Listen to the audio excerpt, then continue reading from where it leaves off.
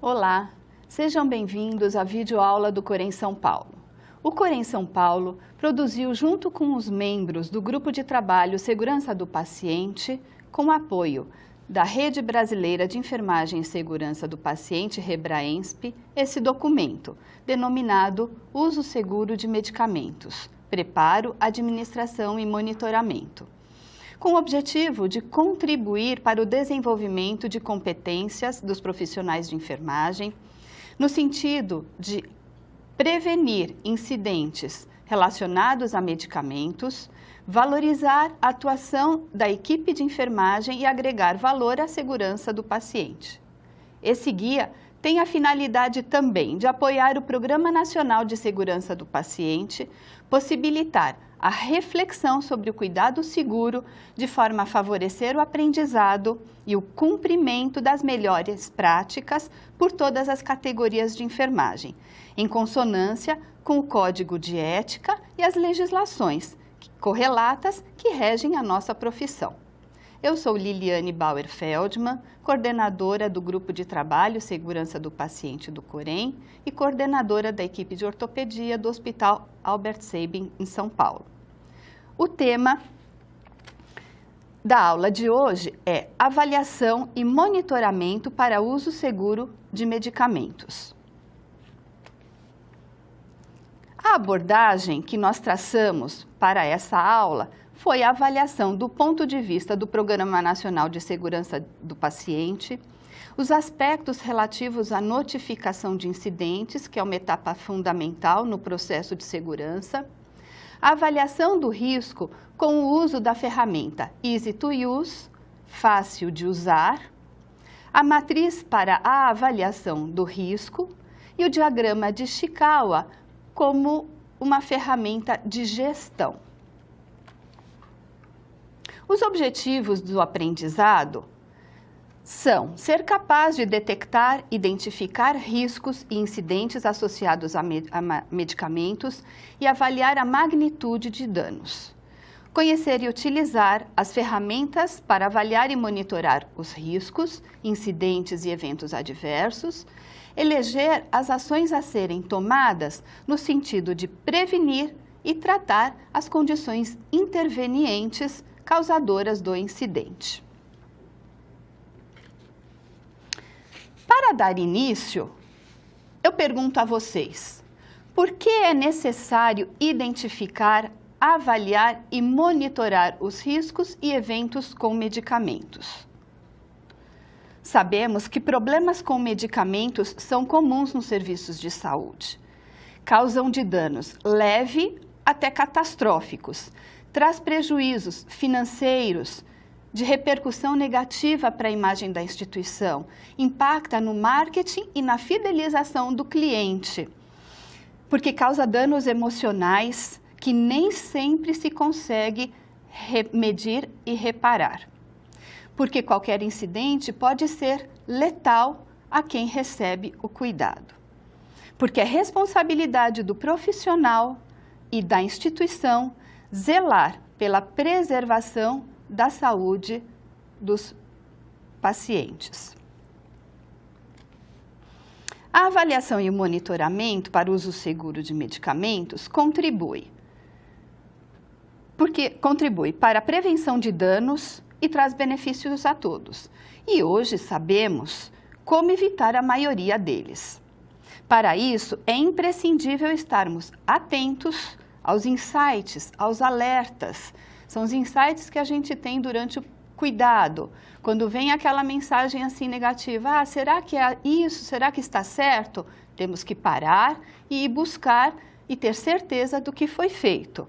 Devemos trabalhar com dedicação e concentração e estar capacitado e envolvido.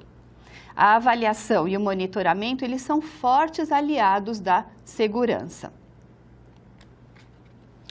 No Programa Nacional de Segurança do Paciente, a avaliação, ela contempla estabelecer barreiras para a prevenção de incidentes, definir alguma ferramenta de gestão e que essa ferramenta seja usada em todo o serviço de saúde, fazer a notificação de incidentes e arquivar estas notificações e análise esse plano de ação tomado para futuros incidentes. Então, você tem um relato, você tem um banco de dados que pode ser consultado, monitorar o incidente com e sem dano, porque as quase falhas, se forem repetidas, elas podem gerar um evento adverso.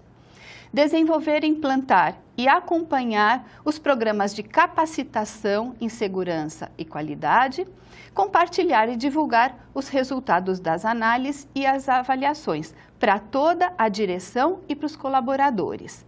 Nesse sentido, sempre perguntam o que devemos fazer ou como começar.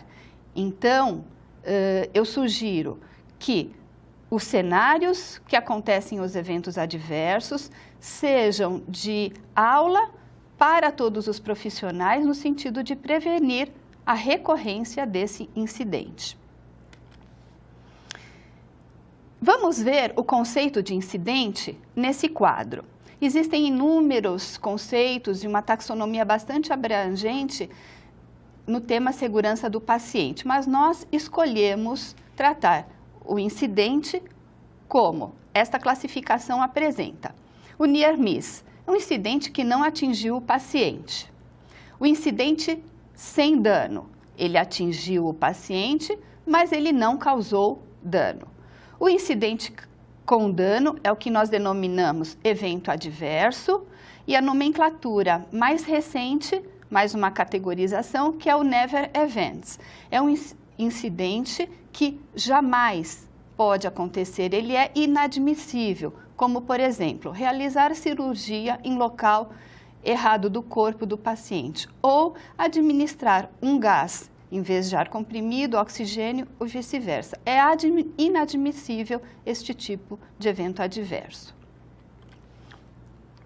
A proposta da avaliação no plano de segurança, do Plano Nacional de Segurança do Paciente, ela aponta que é necessário determinar a magnitude do dano, o número e os tipos de eventos adversos, ou seja, classificar os danos, entender as causas fundamentais que levaram a prejuízos ao paciente, identificar soluções para alcançar uma atenção mais segura e preventiva e avaliar o impacto dessas soluções na vida real, ou seja, no seu local, no cenário, no seu local de trabalho. Isso nos remete ao uso de uma ferramenta de gestão, por exemplo, um PDCA, que é o Plan, Do, Check e Act. Planejar, fazer, agir e o monitorar. Devemos nos lembrar sempre que a ocorrência de um near miss, incidente sem dano ou incidente com dano, evento adverso, não resulta de um único fator contribuinte, de um fator interveniente, mas uma sequência que é alinhada ao complexo sistema de saúde que vivenciamos no cotidiano, impacta na qualidade e na segurança do paciente.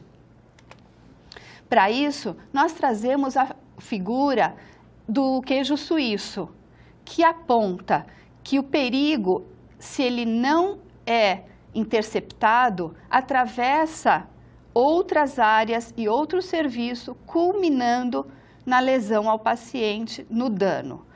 Ou seja, nesse aspecto, eu destaco o papel fundamental da equipe de enfermagem, detentoras de um olhar amplo nos cuidados prestados ao paciente para implantar barreiras e impedir o avanço de falhas e dos riscos.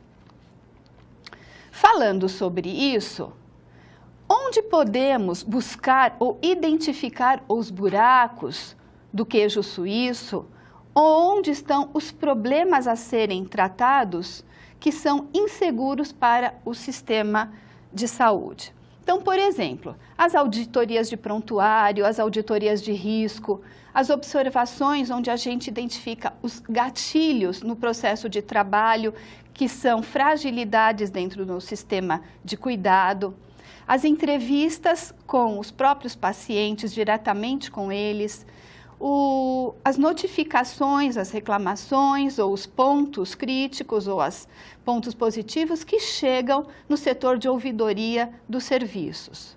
Outras fontes de informação são as percepções e comportamentos inseguros dos nossos colegas de trabalho. Então, a gente pode notificar, pode falar com este colega, identificar nas áreas mais complexas e críticas os pontos de vulnerabilidade.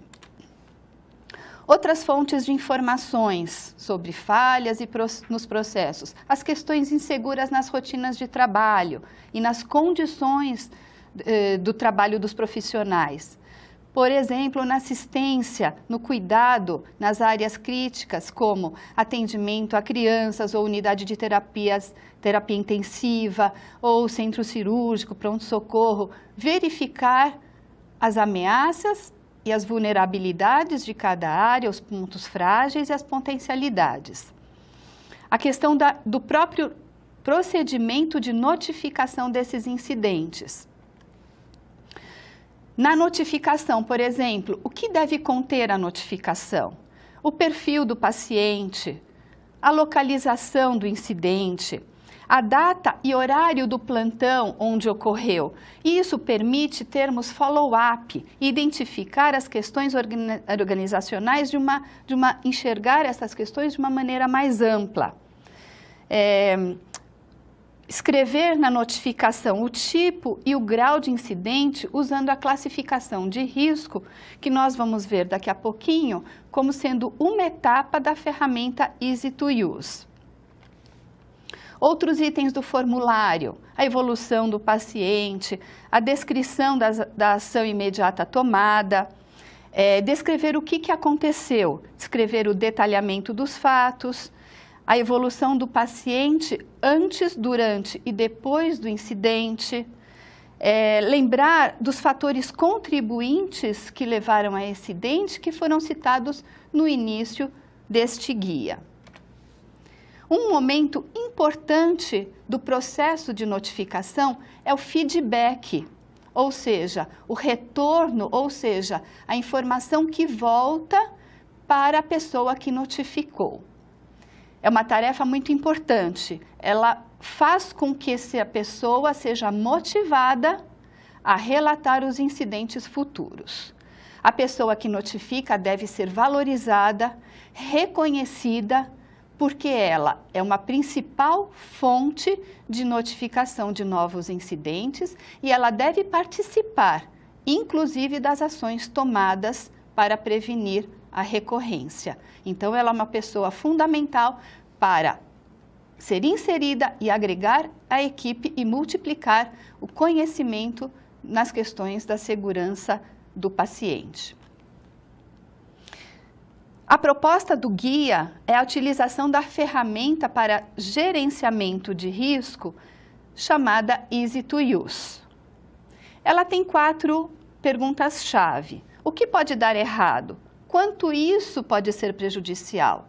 Com que frequência isso ocorre? Existe necessidade para alguma ação?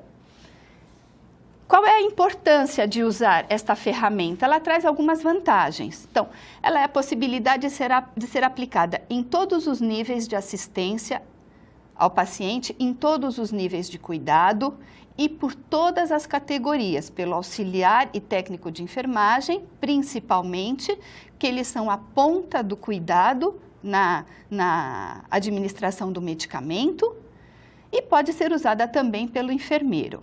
Ajuda a promover a vigilância na identificação dos riscos e averiguar de que maneira esse risco pode ser reduzido ao mínimo. Vamos acompanhar o detalhamento da ferramenta Easy to Use em 5 passos. O primeiro, identificar os perigos. O que pode dar errado? Então, nós devemos entender não apenas o que é susceptível a este risco, a este dano, mas também como e o que pode dar errado. Nós sugerimos que se faça uma ronda ao redor do local onde aconteceu o incidente ou que pode acontecer. Nesta ronda, a gente faz um mapeamento e descreve detalhadamente a atividade a ser avaliada. E pedimos também a contribuição da equipe multidisciplinar que faz uso deste cenário e que está ao redor deste cuidado. O passo 2 é identificar quem pode ser prejudicado e como. O que pode dar errado? Quem está exposto? Sabemos que pela falibilidade humana nós estamos expostos a perigos, mas cabe a nós fazer barreiras para aumentar a nossa precaução, ou seja, diminuir os riscos. Então é necessário antecipar algum grau de erro humano e tentar impedir que o incidente resulte em danos e outras consequências mais graves. O passo 3 é a avaliação dos riscos. Qual a consequência? Quantas vezes poderá ocorrer? Para este momento, nós sugerimos o diagrama, a matriz que fala de avaliação de risco, que faz a relação entre consequência e probabilidade. Ou seja, o grau de consequência vai de 1, que é nenhum, a catastrófico, 5. E a probabilidade de 1 raro até quase certo, 5. Nós fazemos a multiplicação da consequência versus a probabilidade e conseguimos chegar a um score pela multiplicação destes níveis. Ou seja, se multiplicarmos catastrófico, uma consequência, morte do paciente 5 catastrófica, pela probabilidade de 5 quase certa, nós teremos um score de 25 pontos. Continuando na matriz, que plano de ação a gente vai tomar diante desse score? Então, nós temos, se for um baixo risco, rever as medidas. Um risco moderado, implementar as ações tão logo seja possível. Um alto risco e um risco extremo, que requer a implementação e ações imediatas e urgentes, que foi o caso da pontuação 25, que demos como exemplo há pouco. O passo 4 da ferramenta Easy to Use, ela orienta que a gente faça o registro das descobertas e das ações propostas. Ou seja, foi feita uma checagem completa para identificar os prejuízos e as ameaças? As condutas tomadas são coerentes com a realidade? São sustentáveis dentro daquele cenário, daquele serviço de saúde? Ela está dentro de uma faixa limite de aceitabilidade?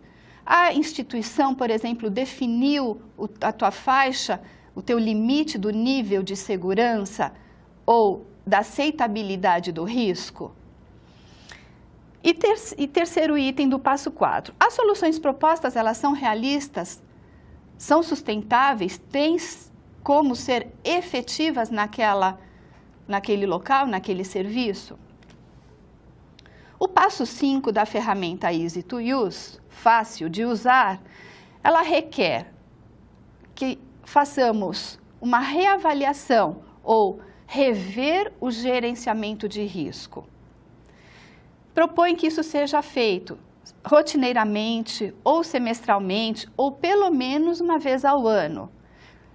Quando a gente está direcionado a fazer um planejamento de uma mudança ou quando houver uma mudança significativa no comportamento dos resultados.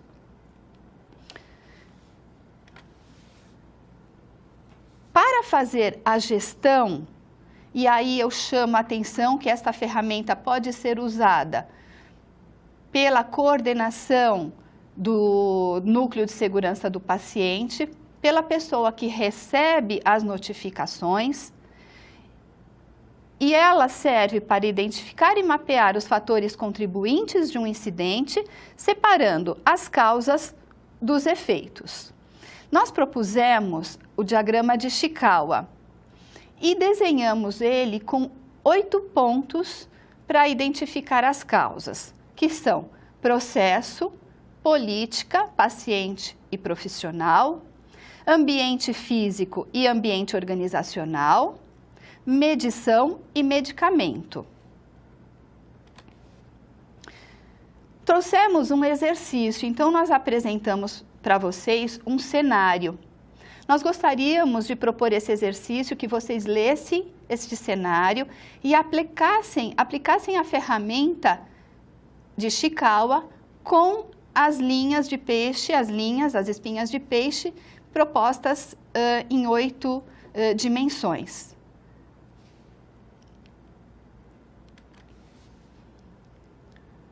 Aqui está a continuação, então, do exercício, que fala de uma aplicação de um cloreto de potássio numa unidade de terapia intensiva. E para vocês preencherem o exercício, o diagrama de Ishikawa, apontando o efeito e a consequência neste caso. Façam agora a comparação do exercício que vocês realizaram com a resposta que nós trouxemos, identificando o efeito consequência que chegou à morte do paciente e ao processo política, ambiente físico, organizacional, paciente, profissional, medição e medicamento. Então, todas as causas relacionadas a estes 8 pontos. Nas considerações finais, nós chamamos a atenção que é dever de todos evitar a repetição de incidentes, a exposição do paciente a prejuízos, a risco de danos e eventos que sabemos que muitos são evitáveis. Os pontos-chave dessa aula é perceber que os relatos e as notificações devem ser preenchidos por todos os profissionais, por pacientes, familiares e público. Ter a possibilidade do usuário do serviço ou do familiar que acompanha esse paciente poder fazer a notificação, ou por um papel de avaliação do serviço, ou num sistema de intranet da instituição, e que isso seja um caminho para que sejam identificados os vários pontos de fragilidade. Então, a notificação tem que estar aberta ao público e todos devem relatar o que acontece e que pode levar a melhorias e a prevenção de danos.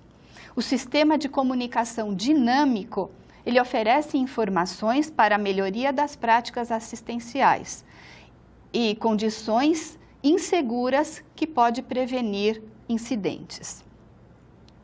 No mínimo, a notificação ajuda a identificar os perigos e os riscos, fornece um sistema de informações de vulnerabilidades do processo ou do sistema que podem ser aliados ao processo, ao núcleo de segurança e serem tratados. Quanto mais nós temos um olhar amplo para os incidentes e para os potenciais locais de risco, nós podemos tratar e evitar a sua ocorrência. Desejo que todos façam um excelente trabalho.